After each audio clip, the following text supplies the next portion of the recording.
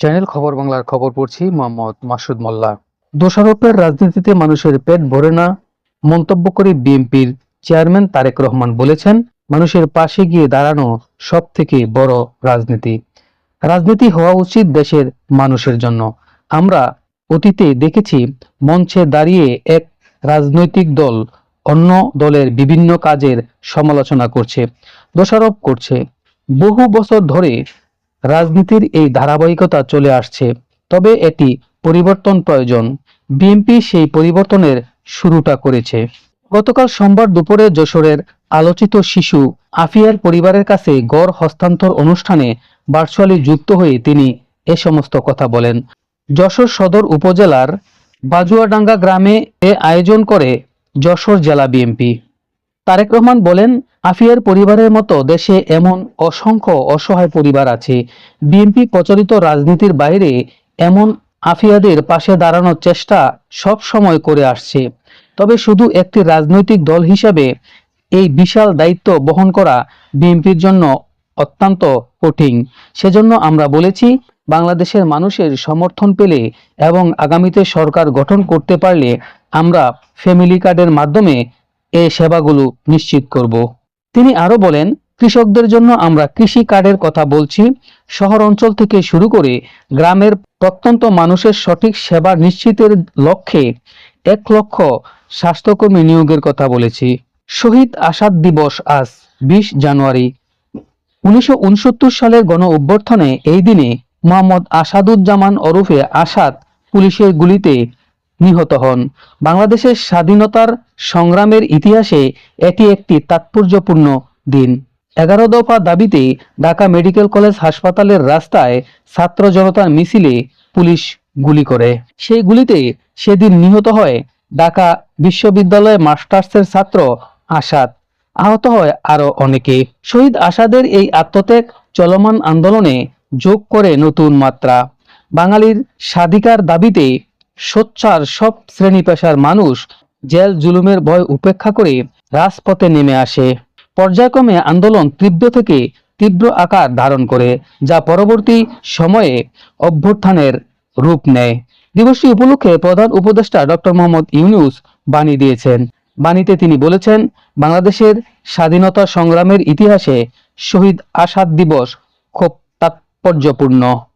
এবার আবহাওয়া। ঢাকার আকাশে আজ অস্থায়ীভাবে আংশিক মেঘাচ্ছন্ন থাকতে পারে বলে জানিয়েছেন আবহাওয়া অধিদপ্তর। সেই সঙ্গে অপরিবর্তিত থাকতে পারে দিনের তাপমাত্রা। আজ 20 জানুয়ারি মঙ্গলবার সকাল 7টা থেকে পরবর্তী 6 ঘন্টা পর্যন্ত ঢাকা ও এর আশেপাশের এলাকার জন্য দেওয়া পূর্বাভাসে এ তথ্য জানানো হয়। পূর্বাভাসে বলা হয়, ঢাকার আকাশ অস্থায়ীভাবে আংশিক মেঘাচ্ছন্ন থাকতে পারে। সেই সঙ্গে দিনের তাপমাত্রা অপরিবর্তিত থাকতে পারে। এছাড়া প্রধানত শুষ্ক থাকতে পারে। এ সময় দক্ষিণ অথবা দক্ষিণ পূর্ব দিক থেকে ঘন্টায় 5 থেকে 10 কিলোমিটার বেগে বাতাস প্রবাহিত হতে পারে। এদিকে ঢাকায় সর্বনিম্ন তাপমাত্রা রেকর্ড করা হয়েছে 16.1 ডিগ্রি সেলসিয়াস। এ সময় বাতাসের আর্দ্রতার পরিমাণ ছিল 89%। গতকালের সর্বোচ্চ তাপমাত্রা ছিল 27 ডিগ্রি সেলসিয়াস। সবশেষে সারা দেশের জন্য দেওয়া 120 ঘন্টার পূর্বাভাসে বলা হয়েছে, আজ অস্থায়ীভাবে আংশিক মেঘলা আকাশ সহ সারা দেশের আবহাওয়া প্রধানত সুস্থ থাকতে পারে। শেষ রাত থেকে সকাল পর্যন্ত দেশের কিছু কিছু এলাকায় হালকা থেকে মাঝারি ধরনের কুয়াশা পড়তে পারে। রাত এবং দিনের তাপমাত্রা প্রায় অপরিবর্তিত থাকতে পারে। সবশেষ আন্তর্জাতিক প্রসঙ্গ। গাজায় দ্রুত ছড়িয়ে পড়েছে এক ধরনের ভয়াবহ শ্বাসতন্ত্রের ভাইরাস। এতে প্রাণহানির ঘটনা ঘটেছে। ভেঙে পড়েছে অঞ্চলটির লাজুক স্বাস্থ্য ব্যবস্থা। খবর টিআরটি ওয়ার্ল্ডের। গাজা সিটির আল-শিফা মেডিকেল কমপ্লেক্সের মেডিকেল পরিচালক মোহাম্মদ আবু সালমিয়া জানান, শিশু, বয়স্ক ও দীর্ঘমেয়াদী রোগের আক্রান্ত ব্যক্তিরাই সবচেয়ে বেশি ঝুঁকিতে পড়েছে। তিনি বলেন, আমরা নজিরবিহীন এক স্বাস্থ্য বিপর্যয়ের মধ্যে আছি। স্বাস্থ্য কর্মকর্তাদের মতে ভাইরাসটি ফ্লু বা করোনা ভাইরাসের সঙ্গে সম্পর্কিত থাকতে পারে।